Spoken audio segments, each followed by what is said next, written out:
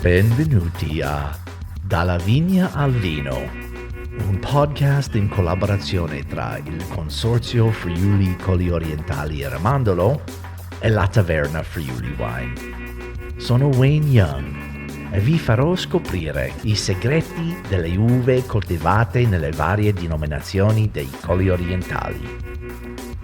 Conosceremo insieme in queste 12 puntate varietà e produttori di questo territorio unico.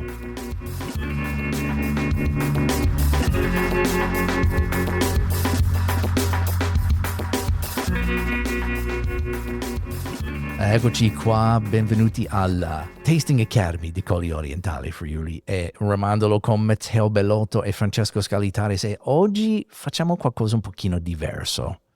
Perché solitamente fino a questo punto l'abbiamo parlato sempre di vitigni in particolare, l'abbiamo parlato di Sauvignon, abbiamo parlato di Friulano, piccoli, tutto quanti, però oggi parliamo non di un vitigno, ma diversi vitigni insieme, che secondo me siete anche d'accordo, che l'uvaggio fa parte della cultura importante di vino qui in Friuli Venezia Giulia. Cosa possiamo dire di l'uvaggio, il vinaggio, perché usiamo un po' questi termini un po' scambiati, però quanto importante è l'uvaggio per Friuli, per Colli Orientali? Allora, grazie Wayne, Matteo qui. Allora, distinguiamo intanto il termine uvaggio da blend, no? E da vinaggio in questo caso, perché nel momento in cui parliamo di uvaggio significa che le uve vengono messe assieme proprio nel momento in cui poi vengono raccolte in questo caso. E dobbiamo partire un po' da quello che è vero, quello che dicevi, che fa parte della nostra storia. Io dico sempre anche alle persone che vengono qui in Tasting Academy, ma è una cosa abbastanza banale, che nessun contadino sano di mente avrebbe mai avuto nel proprio orto, nel proprio campo, nella propria vigna una sola varietà. Nessuno. Perché ovviamente nell'anno in cui c'è un problema per una cosa devi risolverlo con dell'altra, no? Un tempo, oggi utilizziamo il termine molto spesso di permacultura, no? Una permacultura, dove un tempo la permacultura per i contadini era buon senso. Ok. Dove tu avevi un ettaro di vigna, ok? E non avendo il trattore non potevi meccanizzarla, per cui lavorare un ettaro di vigna era abbastanza importante. Un filare sì, un filare no, ci potevi mettere l'orto con diverse piante e diverse possibilità di conflitto radicale che dà vita e dà azoto al terreno. Attorno alla vigna ci mettevi degli alberi da frutta, no? Certo. E tra un filare e l'altro poi ci mettevi l'erba e un po' attorno all'erba, per cui tu avevi la frutta per tutto l'anno. L'uva produceva in realtà poco, ma di ottima qualità. Avevi l'orto e avevi l'erba per gli animali. In un ettaro tu avevi tutto quello che ti serviva in un anno. Permacultura, ovvero buon senso.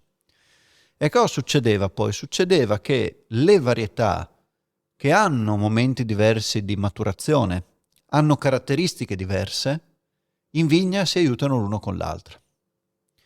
Una di queste caratteristiche, tra le tante che ci sono nelle possibilità, perché poi fino a quando parliamo di uvaggio parliamo di quello che sto dicendo, poi quando parliamo di blend, di vinaggio, le cose sono un po' più tecniche, no? Andiamo alla ricerca di quello che è la firma poi di un produttore sulla propria azienda con le proprie uve. Però per quanto riguarda l'uvaggio, dobbiamo partire sostanzialmente dalle uve che noi consideriamo autoctone, no? Tipiche di questa zona. E allora se tu ti trovavi o ti trovi in collina come nei Colli Orientali, per esempio, in punta di collina ci metti la ribolla. La ribolla è un vitigno estremamente produttivo ed ha delle caratteristiche che sono legate alla buccia e non alla polpa, ma se dovessimo dare un po' un superpotere alla ribolla sarebbe quello dell'acidità. Certo, la freschezza. Certo, dopodiché lo metti a metà della collina il Tocai Friulano, dove trovi tutto l'alcol, tutto il corpo del vino in questo caso, che viceversa fosse messo sulla punta della collina svilupperebbe troppo grado alcolico, e alla fine della collina ci metti la malvasia che sviluppa gli aromi, no, che le altre non hanno. Vendemmiandoli assieme, mettendoli assieme, anche a livelli diversi di maturazione, che è chiaro che se la ribolla fosse matura il Tokai sarebbe da buttare, per cui ti ritrovi ad avere le caratteristiche delle uve che ci sono, ti permette di avere nella ribolla l'acidità che il Tokai non ha e gli aromi che vengono messi assieme. Poi qualche filare di piccolit qua e là c'era sempre, un po' per l'impollinazione o quant'altro, e ti ritrovi con le uve raccolte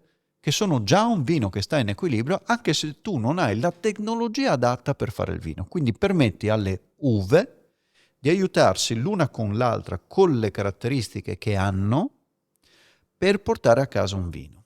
Il blend, in questo caso, o l'uvaggio, è parte di una saggezza contadina, no? Pasolini diceva è quella divina saggezza che li aiuta a vivere ma non li ha mai liberati, no? C'era questa citazione bellissima, no? della capacità contadina di sapere come fare le cose, ma che fosse un sapere non sufficiente per avere un'emancipazione.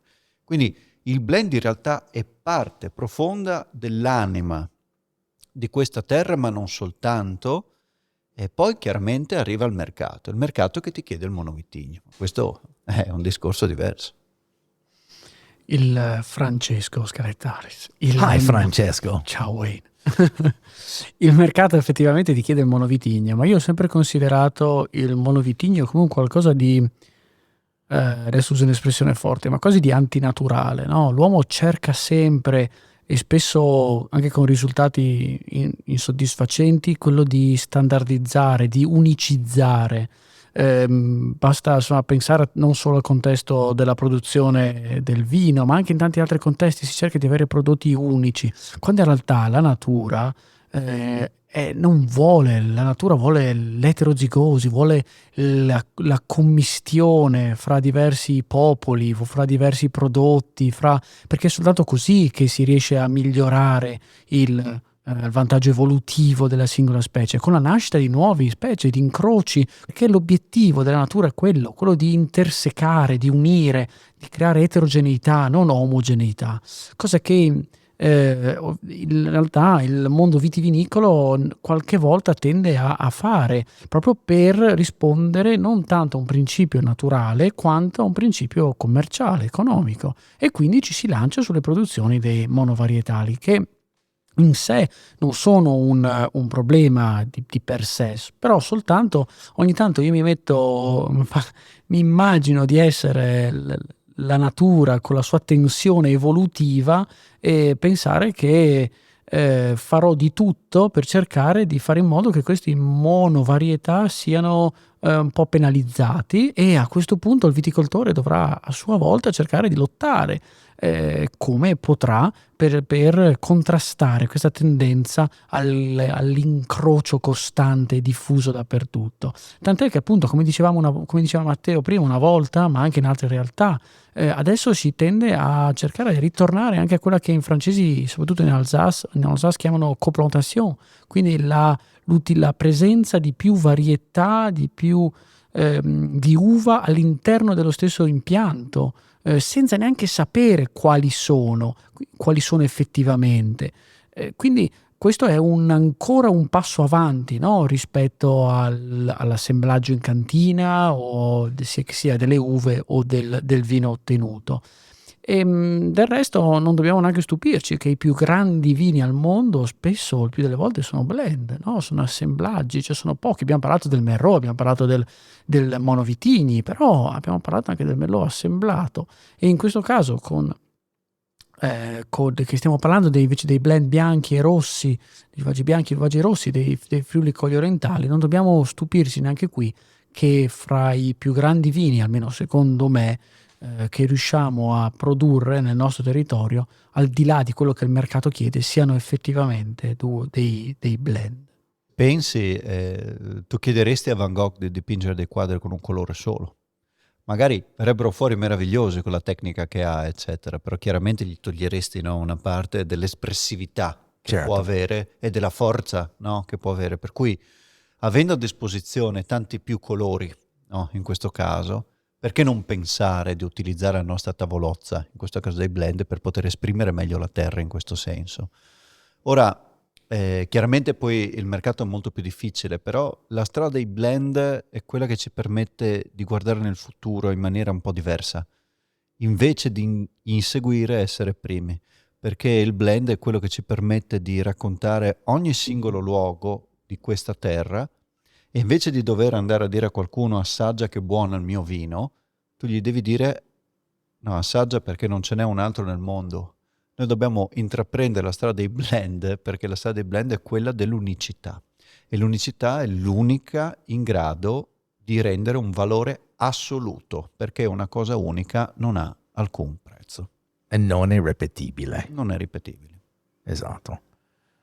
Allora andiamo a ascoltare un grandissimo produttore che produce anche gli uvaggi bianchi, come ha detto, con vitigni autoctoni, e anche uvaggio rosso con vitigni autoctoni, il grande Christian Specogna. Vai Cristian.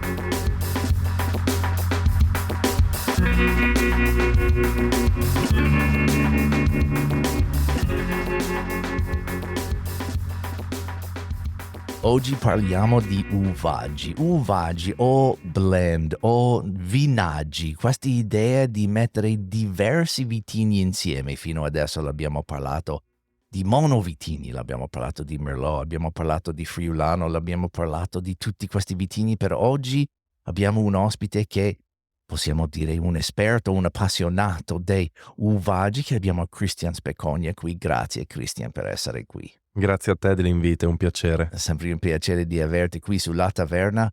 Allora, tu fai come azienda Specogna 2 uvaggi molto importanti. Sì, Un bianco e un rosso. esatto. Ok. E la cosa bella è che tutti e 2 di questi uvaggi sono fatti con vitigni autoctoni. Verissimo, bravo. Benissimo. Parliamo un po' di questi 2 vini. Sì, e sono 2 vini del cuore per me e la mia famiglia, perché sono 2 vini nei quali crediamo tantissimo, nei quali secondo noi possiamo far emergere quella che è la vera personalità e la vera identità del nostro territorio, attraverso vitigni tipici della zona, ma attraverso appunto anche questo metodo produttivo di vinificazione dell'uvaggio. E perché l'abbiamo voluto portare avanti e perché ci crediamo così tanto? Perché il nostro sogno è mettere in bottiglia, nei vini che nascono, l'equilibrio. L'equilibrio per me è una parola chiave quando parlo dei nostri prodotti. È quel qualcosa che ti permette di godere di un vino che ha sì complessità, importanza, struttura, eccetera, ma al contempo ha anche piacevolezza, bevibilità, facilità nel senso più nobile del termine di beva. E quindi ecco che secondo me attraverso l'uvaggio si può veramente andare ancora più vicino a questo aspetto, si può ancora più farlo veramente venire fuori. E poi semplicemente non abbiamo fatto altro che portare avanti una tradizione che già esisteva. Perché se noi camminiamo all'interno di tutti i vigneti più antichi del nostro territorio, vediamo che nel 99% dei casi troveremo sempre dei coimpianti, cioè più varietà d'uva piantata assieme.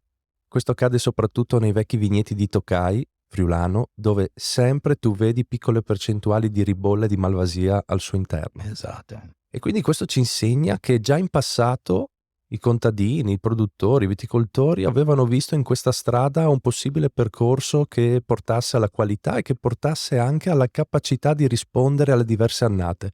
Perché secondo me poi il valore aggiunto dell'uvaggio è proprio quello di riuscire a equilibrarti il prodotto finale a seconda delle diverse stagioni. Faccio un esempio. Noi, come hai detto bene tu prima, produciamo 2 uvaggi. Nel caso del bianco è un uvaggio dei Friulano, Tokai Friulano, Ribolla Gialla e Malvasia. Quindi anche un uvaggio che contraddistingue un po' tutto il territorio collinare della nostra regione, tipico nel Coglio e Börda, e anche qua nei nostri colli orientali comincia sempre di più a focalizzarsi questa opportunità. E qual è la cosa stupenda che mi sto rendendo conto? Che a seconda delle stagioni veramente una di queste uve può sempre apportare una caratteristica che aiuta a rispondere a quella stagione. In un'annata calda la ribolla con la sua freschezza e la sua acidità ti dà piacevolezza e magari anche riequilibra l'alcol. In un'annata fredda il Tokai comunque di qualità in collina riesce a raggiungere maturità che ti danno calore, ti danno struttura. E la Malvasia fa poi quel trait d'union a livello aromatico gustativo che a me affascina tantissimo e che è veramente la ciliegina finale. E la stessa cosa è nata con l'idea del rosso, dove noi invece andiamo a fare un uvaggio da uve refosco, pignolo e schioppettino, quindi 3 vitigni più caratteristici assolutamente dei Colli Orientali. E qua il concetto è lo stesso, riuscire veramente a valorizzare le peculiarità che ogni uva può apportare. Quindi il refosco, acidità, freschezza e un bel colore. Il pignolo, il suo corredo polifenolico, i tannini che danno struttura e capacità evolutiva. E lo schioppettino, quella nuance aromatica, speziata, peppata, che lo rende così contraddistinto rispetto a tutti gli altri e soprattutto riconoscibile anche sui mercati. E quindi ecco che l'uvaggio per me è una chiave interpretativa di un territorio, è un amplificatore delle peculiarità di quel territorio. Ed è ciò che, secondo me, soprattutto in Friuli, che siamo una regione che talvolta forse ha fin troppe varietà nelle diverse denominazioni, ecco che l'uvaggio può permettere davvero di trovare un percorso dove possiamo fare finalmente uno scalino che va oltre solamente il vitigno e fa più emergere quello che poi è la nostra vera unicità, la collina, la vigna, la zona in cui coltiviamo. Perché se vogliamo andare avanti nel mondo dobbiamo anche parlare di territorio, non solo di vitigno. Altrimenti spesso, per quanto può essere buono, quel vino da monovitigno ha anche logiche di mercato che vanno più sul prezzo, su certe caratteristiche così. L'uvaggio, legato a un territorio, può sorprendere. Io ho sempre visto l'uvaggio in Friuli, Venezia Giulia come il vino top, il vino forse più importante. Quando io ho cominciato di seguire i vini friulani, i vini più importanti, i vini più famosi erano sempre, parliamo di Vintage Tunina, parliamo di Capomartino, parliamo di diversi vini importanti con questi nomi di fantasia. Secondo me ha sofferto negli anni un po' l'uvaggio, forse anche perché il consumatore finale vuole vedere un vitigno perché ha già un'idea in testa cosa si può aspettare. Con un nome di fantasia è un po' più difficile. E secondo me, queste è anche delle cose che l'ho sentito quando ho lavorato fuori, è che l'uvaggio è proprio il secondo vino. Allora, quando si arriva all'uvaggio, tu prendi quello che tu non hai usato prima e li metti insieme per fare un buon rosso, un buon bianco. Ma cosa pensi? Come possiamo cambiare questo tipo di atteggiamento, questa abitudine dei consumatori di pensare di uvaggi in un altro modo? Hai fatto un'analisi giustissima, ed è vera. Poi gli esempi che hai citato tu, come anche magari c'era il Terre Alte di Livio Felluga, Esatto, quello è il nome che erano non mi è venuto in mente. Sì, vaggi di grande successo legati anche alle grandi capacità di queste aziende che hanno avuto veramente, oltre che la capacità di fare un gran prodotto, anche una grande capacità commerciale. Però spesso molte altre invece, come hai detto bene tu, facevano l'uvaggio senza quella volontà di farlo diventare un po' la punta di diamante, ma bensì mettiamo lì quello che non va. E questo ha creato nell'immaginario collettivo molto spesso un po' un prodotto di seconda fascia. La realtà è che innanzitutto, a mio parere, dobbiamo essere in grado, e lì anch'io come azienda ci sto ragionando per migliorarmi, di legare sempre di più l'uvaggio al territorio, anche come nome, anche come parcella, anche come cru. E lì ecco che allora possiamo fare il salto di qualità, perché se noi vediamo nel mondo, molte zone utilizzano l'uvaggio nei loro vini simbolo. Possiamo dire in Italia per esempio il Chianti, possiamo dire lo Champagne, che comunque sono spesso cuvée di più vitigni, sì, certo. Bordeaux, il Rodano e altri. E quindi ecco che ci sono esempi lampanti di come l'uvaggio in realtà può essere un vino premium, può essere un vino di riferimento, ma bisogna essere capaci di far sì che quell'uvaggio si leghi molto bene al territorio. Se cominciamo ad andare nel nome di fantasia, nelle composizioni diverse azienda per azienda, lì emerge solo l'azienda più capace poi di vendere. Okay. Ma non è un sistema strutturale, non è un sistema territoriale che può avere futuro. Quindi ci vuole una logica con vitigni legati ad un determinato territorio, trovare anche come territorio, come rete di imprese, una visione a lungo termine, perché questo poi è fondamentale. Il singolo può avere successo, ma se vogliamo diventare un riferimento a livello mondiale dobbiamo crescere assieme. E far capire che quell'uvaggio è la nostra Ferrari, è la nostra veramente apripista per anche tutto il resto. E quindi ci vuole anche un aspetto culturale, un'idea che poi faccia la differenza. Ma secondo te allora ci serve un vino o un vino bianco e un vino rosso con un nome particolare come Châteauneuf-du-Pape, no? Nessuno del mondo parla di che cosa c'è dentro Châteauneuf-du-Pape. Bravo. Châteauneuf-du-Pape è Châteauneuf-du-Pape e basta. Quello che c'è dentro, sai che c'è un po' di Syrah, ma dopo quello non è importante perché sai di quel posto lì. Arriva questi vini strepitosi. Possiamo fare una cosa simile qui in Friuli Venezia Giulia. Possiamo creare questo nome di territorio, di vino. Quella è la necessità. Non è semplice perché, sai, Châteauneuf-du-Pape, l'Hermitage, Bordeaux, stiamo parlando di territori con secoli, con storie importantissime. Ma è fondamentale. Altrimenti, se no, ogni anno ci ritroviamo a dire qua cosa facciamo, chi siamo, cos'è il Friuli nel mondo. Bisogna capire che è ovvio che non è che dal domani puoi fare terra pulita di tutto il resto e puntare solo a questo. Certo. Però bisogna cominciare, bisogna finalmente a testa alta far capire al mondo cos'è il Friuli. E poi, come hai detto bene tu, quando sei in grado di portare il nome del territorio ad un certo livello, ecco che le varietà vanno in secondo piano, perché potremmo chiedere al 99% dei consumatori quali sono i vitigni dentro un Hermitage, dentro un Châteauneuf, dentro i Bordeaux, se poi entri nelle varie zone. Pochissimi sanno rispondere, esatto. pochissimi. Però bevono il nome di un territorio. Ed ecco che lì è la vera chiave di svolta che poi ti permette di non essere succube delle mode, ma bensì tu di creare semmai una moda e un percorso.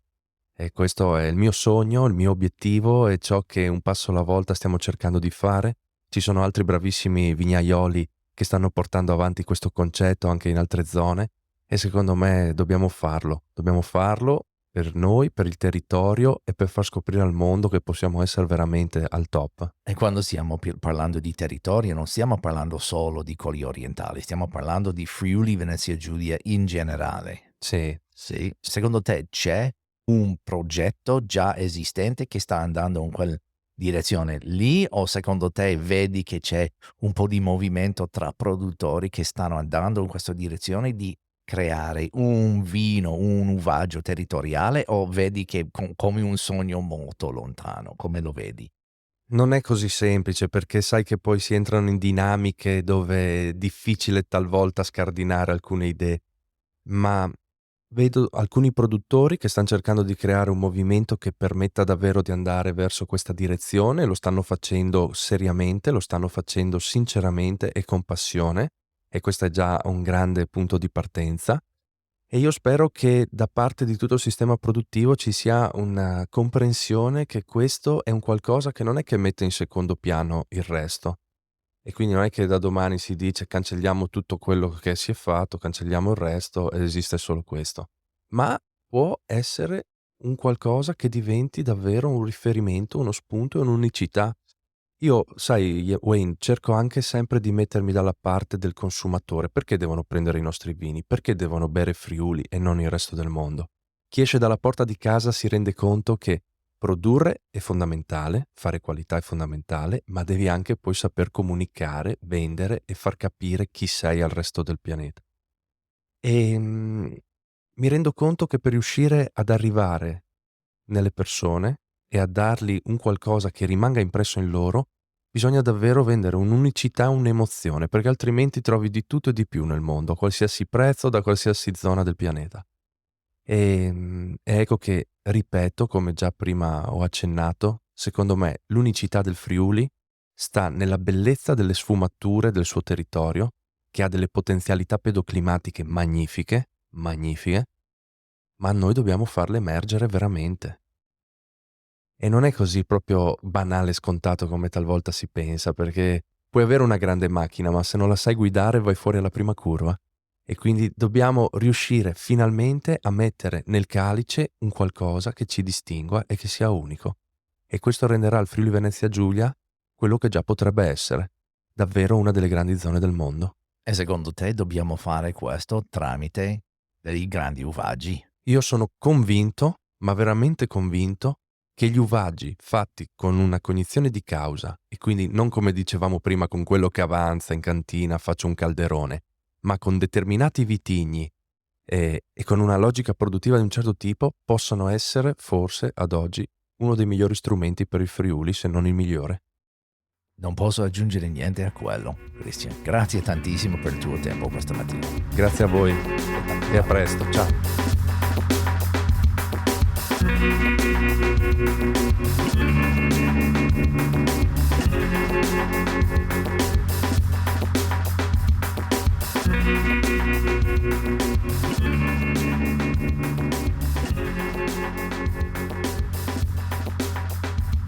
Attività realizzata con il contributo del MASAF ai sensi del decreto direttoriale numero 553922 del 28 ottobre 2022.